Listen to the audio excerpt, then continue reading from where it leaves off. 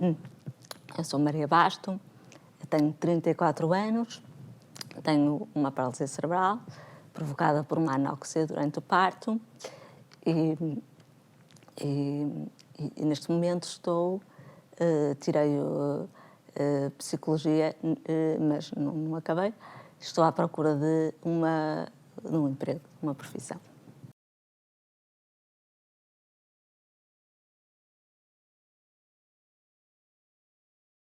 Não, infelizmente não.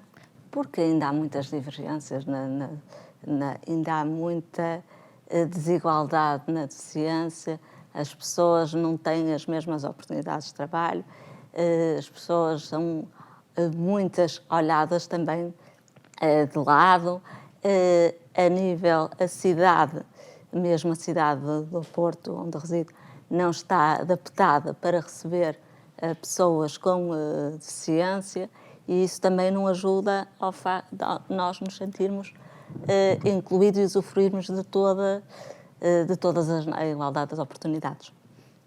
Não são facilitadas, muitas, apesar que acho que estamos num caminho de evolução de mentalidades. E em 34 anos noto algumas diferenças, mas muito, muito, muito devagarinho.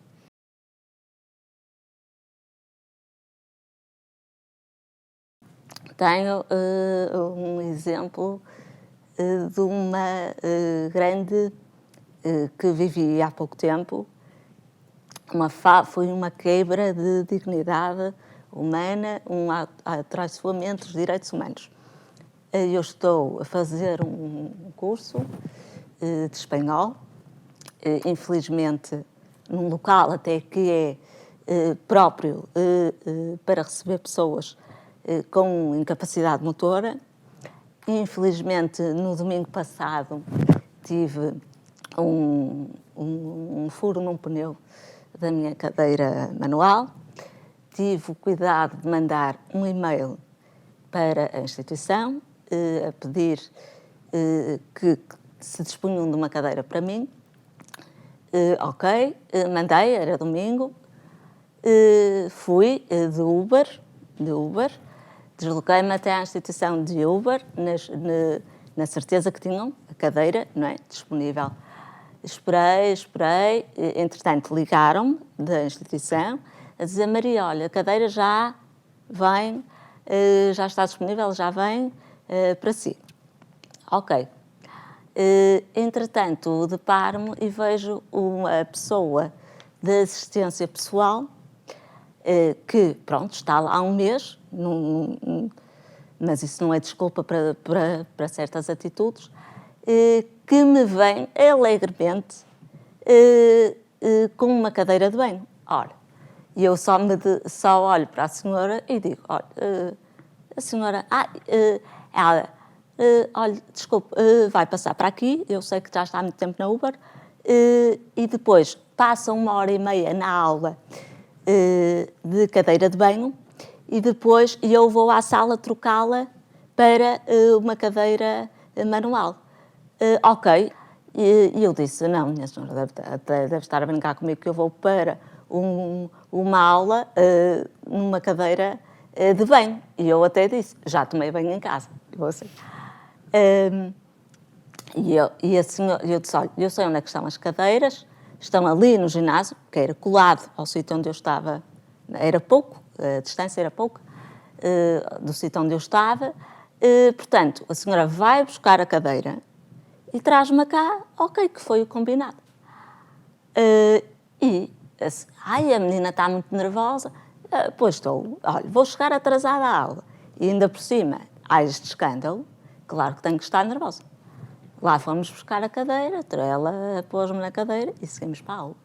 Agora, claro que um colega meu assistiu e fez a reclamação junto comigo. Agora estou a aguardar as segundas consequências da reclamação. Estou à espera que me liguem.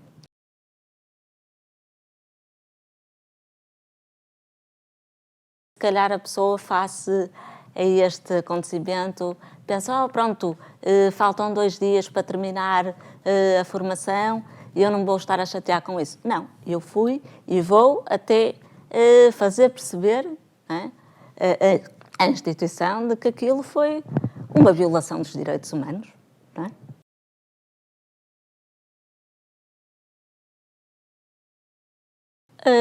Reclamar, ser afirmativa, ser assertiva, ser educada, claro, e mostrar o porquê. Porque as pessoas não nascem todas ensinadas, mas nós temos que nos fazer valer e fazer perceber ao outro que fez mal. Então, por isso é que eu vou proceder à reclamação, não é?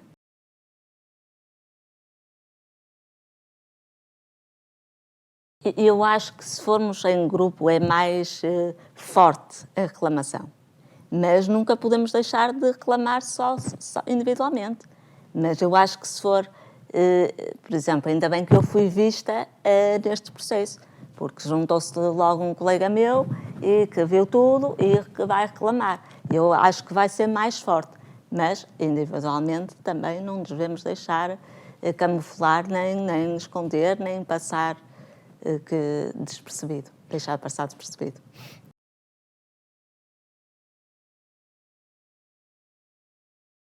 Eu, felizmente, ao longo da minha vida, agora lembrei-me desta situação, mas não tenho que me queixar de violação dos direitos, a nível individual, não tenho que me queixar, porque, graças a Deus, nunca senti assim diretamente nada que me ferisse.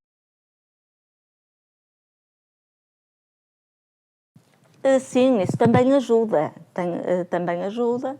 As pessoas que, graças a Deus, que me rodeiam, a minha família, os meus amigos, são pessoas que têm uma atitude, uma mente aberta, pessoas que estão disponíveis a ajudar e não a recriminar, a facilitar e a promover a maior igualdade de direitos. Nunca me senti, por exemplo, eu sou uma pessoa que vou a todo lado, quer tenha degraus, quer não tenha, as pessoas disponibilizam-se a ajudar, nunca há problemas, nunca. Eu nunca deixei de ir, felizmente, a nenhum sítio pelas barreiras arquitetónicas. Agora, sinceramente, com a idade, é um bocado cansativo para mim estar a ir realmente a sítios que não promovem essa igualdade de direitos e onde nos deparamos com barreiras arquitetónicas. Mas acho que até devemos ir para demonstrar que temos que ter direito ao acesso ao sítio. A minha ideia é demonstrar que há pessoas com incapacidade que também gostam de frequentar e que é preciso pôr ali uma rampa ou adaptar o espaço.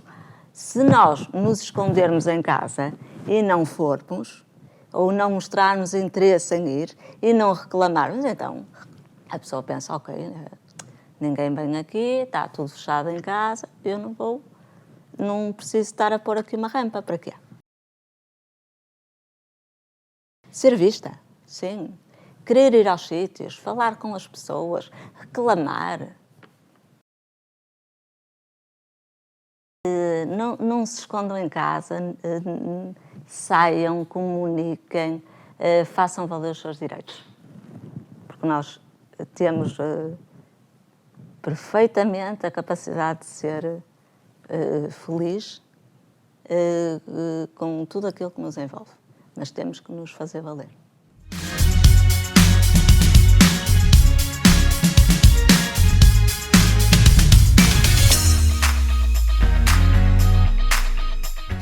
Bem-vindos aos episódios dos Neuropodcast da Associação Portuguesa das Neuromusculares, com o apoio do Instituto Nacional de Reabilitação e da Biogen, um podcast focado nas pessoas que vivem com doença neuromuscular.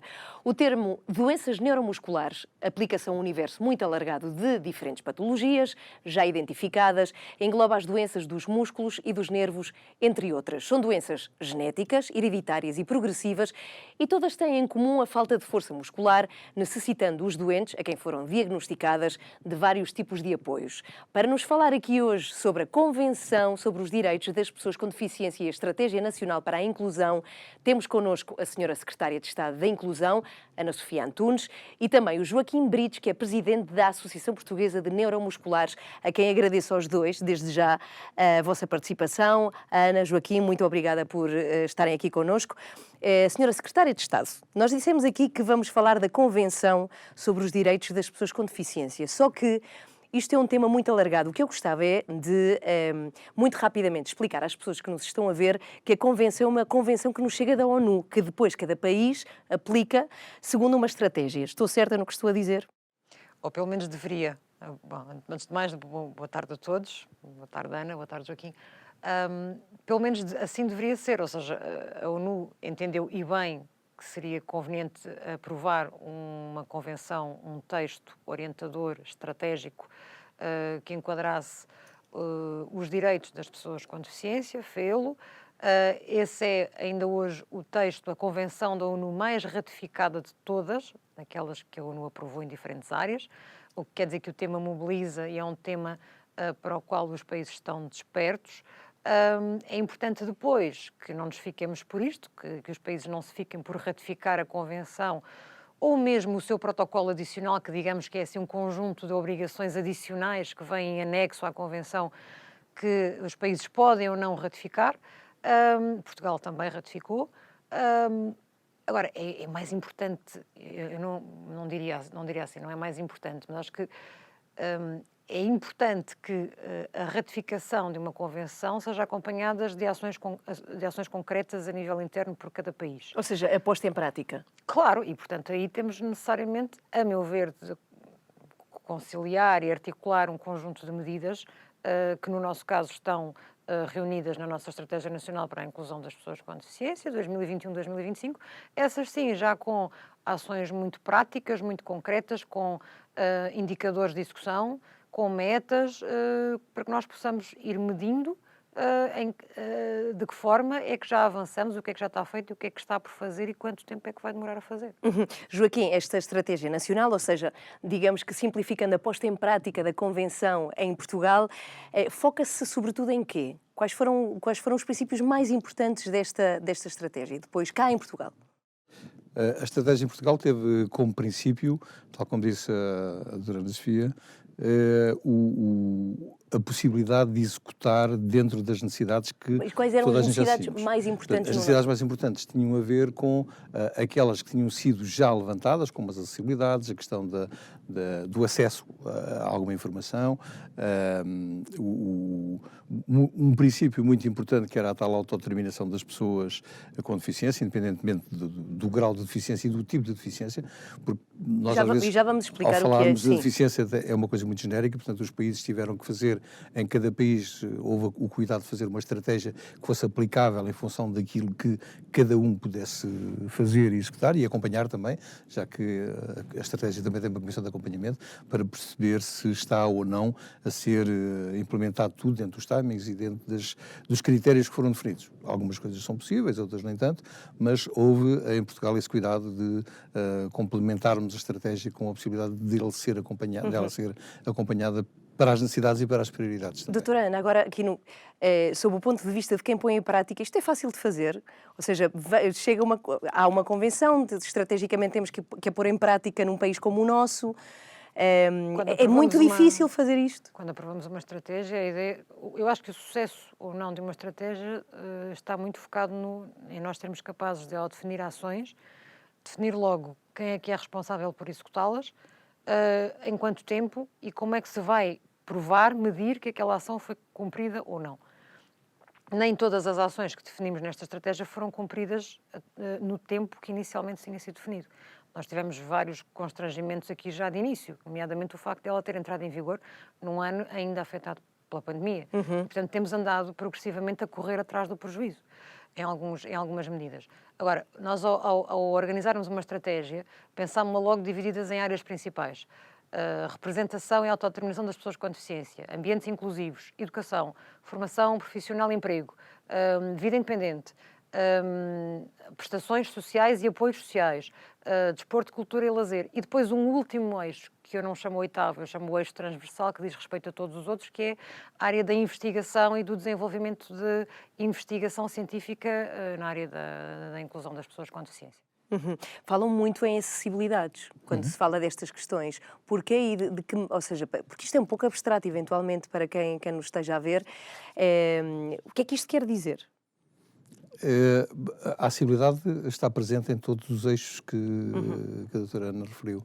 Ou seja, para todos eles é preciso ter acesso. É preciso ter acesso à educação, é preciso ter acesso à inclusão, é preciso ter acesso também à própria representação. Portanto, é necessário à formação profissional, é preciso também ter a própria formação académica, que é uma coisa que durante muitos anos esteve retirada das pessoas indevidamente. As pessoas tinham direito à mesma, mas as pessoas não iam. Hoje é muito mais frequente as pessoas irem para a faculdade e fazerem uma carreira académica normal, porque foi entendido como normal. Portanto, o acesso é sempre um termo que tem que estar presente em praticamente em todas as políticas desenhadas para as pessoas com deficiência. Ou seja, esta estratégia em termos práticos faz com que um português possa hoje em dia o quê? Possa ter acesso ao ensino, como estava a dizer. Porque a acessibilidade não fala só da acessibilidade não é? física, Sim. não é? Quando nós falamos de acessibilidade, pensamos que é só a rampa e a barreira. Não é só isso. O acesso e a acessibilidade é a possibilidade das pessoas chegarem a tudo aquilo que não lhes deve ser dado. E, portanto, é um conceito um pouco mais alargado do que aquilo que nós temos entendido até agora. Sim, ok. Agora, vamos supor que existe esta convenção e algumas das regras desta convenção não são postas em prática. Pode-se alguém queixar? Isso é possível? Há direito à queixa? Eu não sei se, quer dizer, relativamente à convenção, obviamente que sim. Não propriamente, não em específico quanto à convenção, mas qualquer direito que esteja patente na legislação nacional, na legislação interna, que se deve conformar com os direitos que genericamente estão previstos na Convenção e, portanto, perante o desrespeito ou a violação de algum desses direitos, as pessoas devem ter e têm acesso à queixa. Isso está previsto quer através da Lei 46 de 2006, que é a lei antidiscriminação das pessoas com deficiência, em razão da deficiência ou em razão de questões de saúde. Portanto, esse é um mecanismo transversal que existe de direito à queixa. Queixa é essa que deve ser apresentada junto do Instituto Nacional para a Reabilitação, que é a entidade que mediará depois com as entidades reguladoras com competência para fiscalizar nas diferentes áreas. Porque tudo depende, se a pessoa considera que foi discriminada, em que área, no acesso a um edifício, na escolha para num concurso público para a administração pública, no acesso a um outro emprego, na escola, quer dizer, a entidade competente para se pronunciar sobre a existência ou não de discriminação varia. As entidades reguladoras são as mais diversas, mas, portanto, quem tem a competência de mediar todo este processo e de encaminhar todo este processo é o Instituto Nacional para a Reabilitação. Existem mecanismos específicos de queixa, por exemplo, no próprio Decreto-Lei 163 de 2006, esses mecanismos específicos por não terem sido adotados em determinadas áreas, mecanismos corretivos quanto a questões de acessibilidade, de manutenção de barreiras arquitetónicas, muito especificamente nos ambientes construídos prévios à entrada em vigor da lei, porque tudo aquilo que foi construído depois da entrada em vigor da lei foi mais fácil de adaptar. Havia normas, foi construído do zero, é mais fácil construir bem quando se constrói de raiz. Claro. Aquilo que já era o pré-existente teve prazos de adaptação. Houve coisas que efetivamente foram corrigidas, houve coisas que não foram, e, portanto, existem mecanismos próprios no Decreto-Lei 163 para se poder agir quanto a essas situações. Mas quanto a estas questões, nós vivemos num país que está preparado para ser inclusivo, para todas as pessoas. Joaquim? Para todos ainda não, mas caminhamos lentamente. Penso que tem sido feito um esforço muito grande. Aliás, como diz a doutora Ana Sofia, as obras que são hoje lançadas, já há um cuidado adicional para se perceber se as obras ficam ou não acessíveis a todos, se já se eliminam alguns degraus, se eliminam algumas condicionantes de acesso até aos elevadores, enfim, há imensas normas técnicas que são hoje postas em prática, que durante alguns anos também não foram fiscalizadas e, portanto, ainda temos que recuperar algum tempo perdido, mesmo após o 163, mas com a existência das normas é muito mais fácil nós reclamarmos. E eu julgo que aquilo que nós estamos a assistir hoje, e eu costumo referir isso até várias vezes, quando eu, há alguns anos atrás, queria um lugar de estacionamento para pessoas com deficiência e ele não existia, não é? Ou estava indevidamente ocupado, mas existiam muito poucos, hoje eu posso encontrá-los, muitos deles indevidamente ocupados, mas eles existem, estão lá. Portanto, é sinal que eu posso reclamar pelo facto de estar lá uma viatura indevidamente estacionada, a própria pessoa que quer estacionar tem os seus direitos, tem também a possibilidade de reclamar por lá estar alguém, pode chamar a polícia, enfim, há uma série de direitos que têm vindo gradualmente a serem instituídos e implementados, precisamente porque tem havido muito mais sensibilidade para que esse acesso, ao nível das barreiras arquitetónicas, obviamente, seja ultrapassado. Bem, falamos aqui já deste conceito da autodeterminação ou regime de maior acompanhado. Eu gostava muito que explicassem a que é que isto se refere, o que é que isto significa, doutora Ana.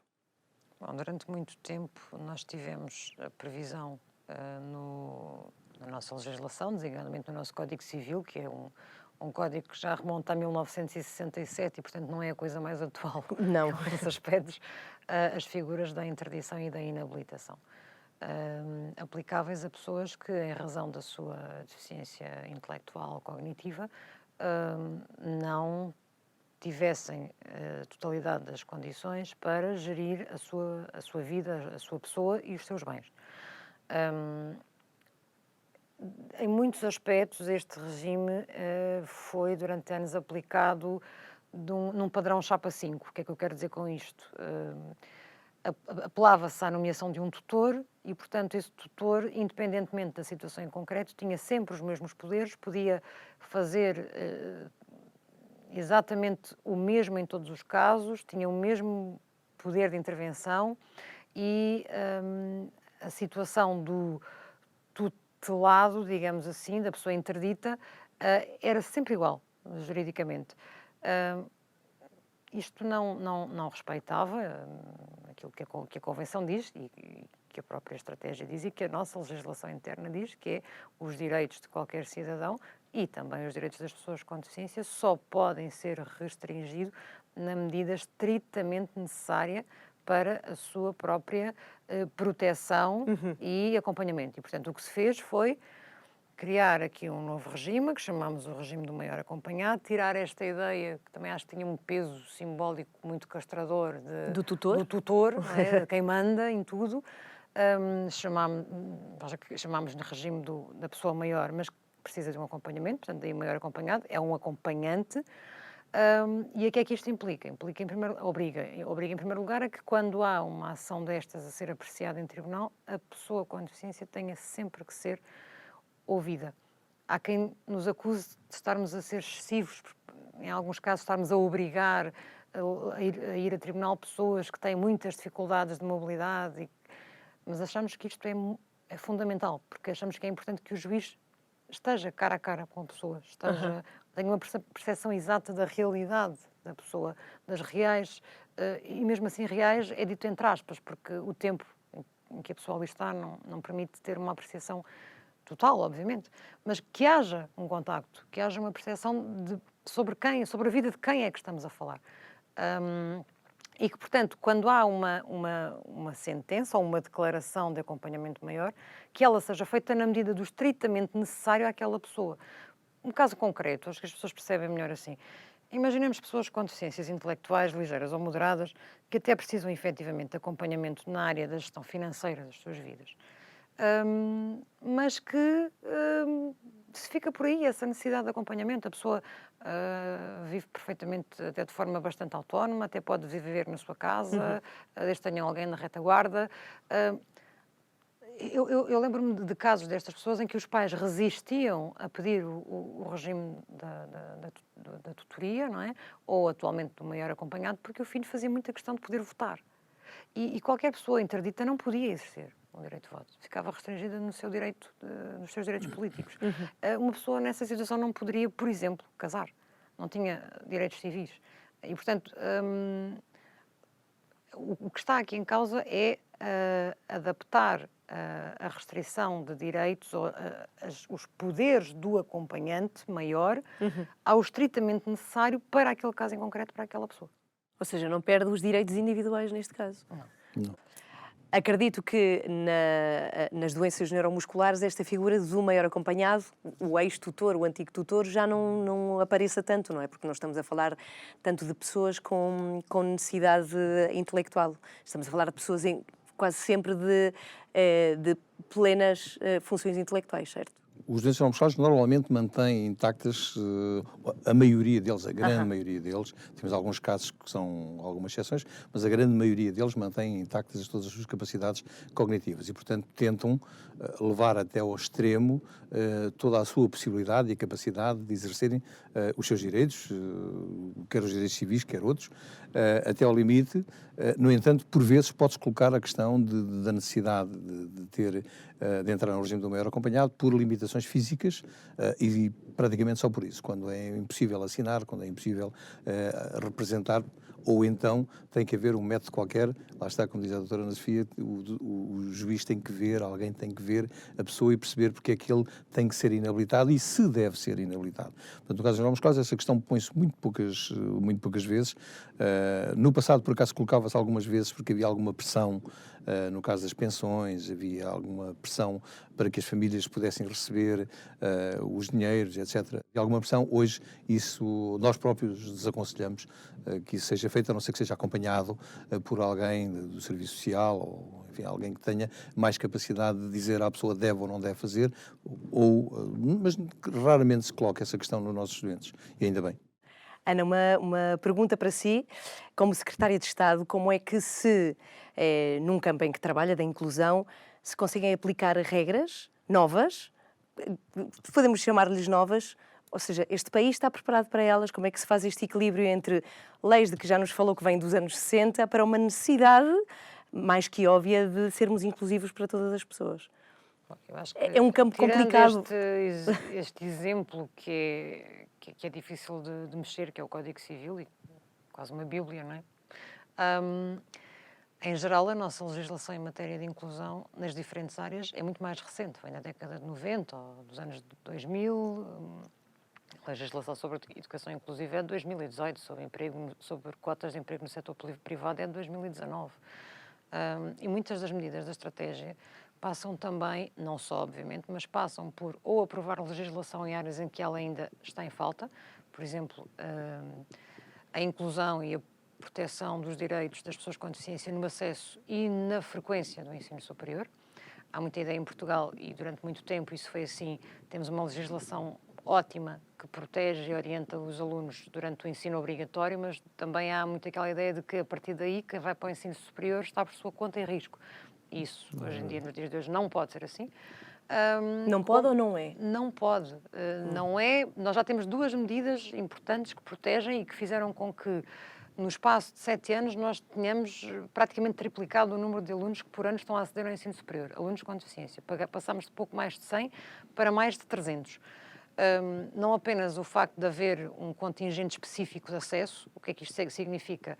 Se o aluno com deficiência tem aproveitamento, mesmo que não entre naquela faculdade por nota que esteja abaixo da nota mínima, o aluno com deficiência acede, porque se entende que teve dificuldades acrescidas no seu percurso escolar, assim como também o aluno com deficiência é-lhe atribuída uma bolsa anual no valor correspondente às propinas que paga. Isto quer dizer, na prática, que não paga propinas. Sim. Pronto.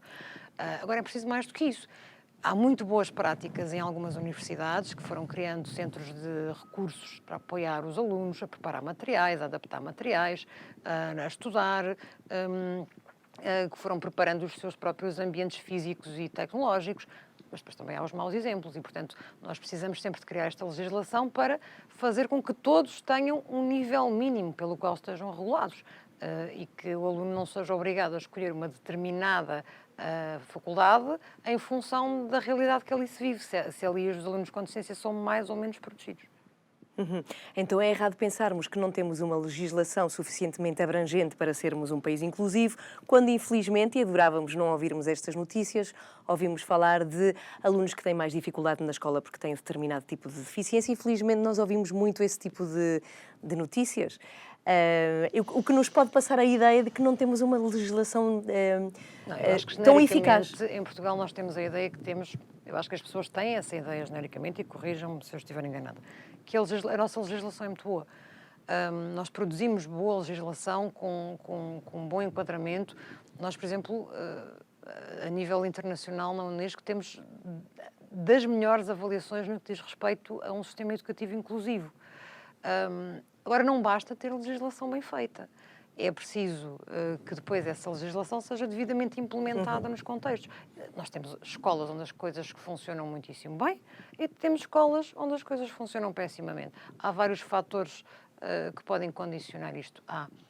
Eu diria que o principal deles, e pronto, tudo começa, é a massa humana que faz enquadramento a cada realidade, em cada local. Se efetivamente nós temos bons aliados no diretor, na equipa multidisciplinar, nos docentes, a realidade é toda ela muito mais simples. Se estamos efetivamente a remar contra a maré e temos pessoas que não acreditam naquilo que é um processo de inclusão bem-sucedido, dificilmente vamos conseguir chegar a algum lado. O Joaquim quero recordar a quem nos vê, presidente da Associação Portuguesa de Neuromusculares, é uma associação não governamental? Porque agora eu gostava muito de focar a questão da importância das associações não governamentais. Por exemplo, que importância tem a sua associação na vida das pessoas? A importância Sei que a pergunta é abrangente. Sim, e é abrangente e é perigosa. Porque sobretudo feita assim, não é? Claro, a importância é naturalmente grande, pelo menos para os doentes que a própria associação representa, que são seus associados. Mas também é importante pela questão da representatividade de outros, porque uma organização não governamental não tem só a obrigação de defender e de representar os seus associados, enquanto a organização não governamental também tem que estar na linha da defesa dos direitos de outras doenças que não a sua, de outros direitos de pessoas que não a dos seus representados, e até de propor soluções que a própria instituição acha que são fundamentais e que são essenciais para que o dia-a-dia corra bem. Estávamos a falar na questão da educação, é um dos princípios, na questão dos produtos de apoio, é outro dos princípios, na questão da regulamentação de alguns direitos que nós por vezes conhecemos enquanto instituição que está no terreno, conhecemos coisas que o Governo provavelmente não consegue alcançar, e, portanto, enquanto organização não governamental temos a obrigação de transmitir ao Governo e todos aqueles que dirigem este tipo de departamentos que há este ou aquele problema que deve começar a ser estudado. A APN, felizmente, tem feito o seu trabalho, o seu percurso, sempre numa perspectiva construtiva, numa perspectiva também criativa, porque nós às vezes também temos que construir e temos que ser criativos naquilo que construímos. Não podemos só inventar aquilo que achamos que é bom e depois instituirmos aquilo como um direito. Não, tem que saber se é execuível ou não. Também temos que saber se o orçamento permite. Também temos que saber se podemos ou não propor àquele ou ao outro Ministério. Portanto, as organizações não governamentais têm, de facto, um papel determinante na sociedade para equilibrarem não só os direitos das pessoas, como também implementarem coisas que elas próprias gostariam de ver implementadas na defesa dos seus direitos e na defesa dos seus direitos. É fácil, vi que há muitas associações não governamentais para as pessoas com deficiência, é fácil para uma associação comunicar com um governo? O canal não sei como é que funciona, mas o canal No meu caso não tem sido difícil, porque... Se calhar a doutora pode-me responder, porque no conhece mais, não é? Posso dizer que todos aqueles que o pedem são recebidos. Sim. Sim, por vezes Claro. também há esse problema. Às vezes as pessoas reclamam, mas também não vão lá, não é? Portanto, nós aquilo que pedimos, enfim, cada vez que pedimos uma porta aberta, a porta pode não estar aberta naquele momento, mas alguém a abre, podemos falar. Eu, neste aspecto aqui, com o Sr. Secretário de Estado, temos tido uma conversa, temos tido várias conversas e uma conversa prolongada há alguns anos. Já nos conhecemos do tempo da defesa da deficiência noutras áreas e, portanto, acho que o caminho constrói-se assim. Portanto, eu julgo que que nós não podemos chegar a uma organização não governamental de pessoas com deficiência, porque existem organizações não governamentais que não estão do lado da deficiência, não é?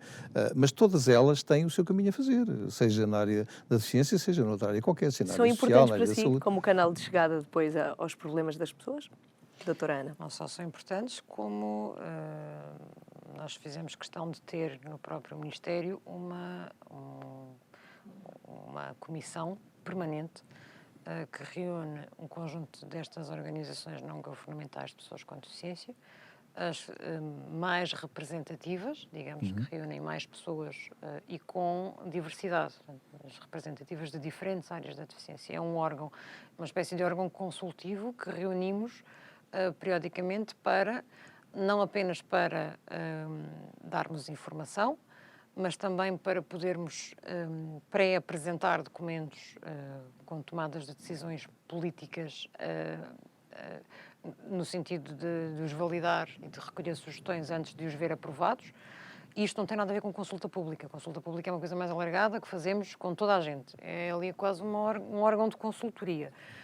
Mas também para ouvir e para que nos façam chegar essas preocupações. No meu caso em concreto, não tenho essas limitações, porque todos os representantes das organizações não governamentais da área da deficiência têm o meu telefone pessoal e, portanto, quando a coisa pega fogo, eles ligam rapidamente, portanto, não.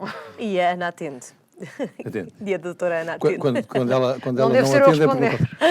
mas normalmente responde.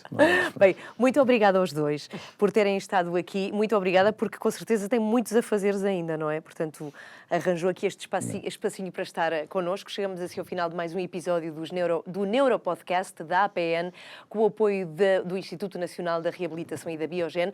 É um podcast focado nas pessoas que vivem com doença neuromuscular. Agradeço mais uma vez à Secretária de Estado, a doutora Ana Sofia Antunes, Joaquim Brites, Presidente da Associação Portuguesa das Neuromusculares. Obrigada por estarem aqui, pelo vosso contributo.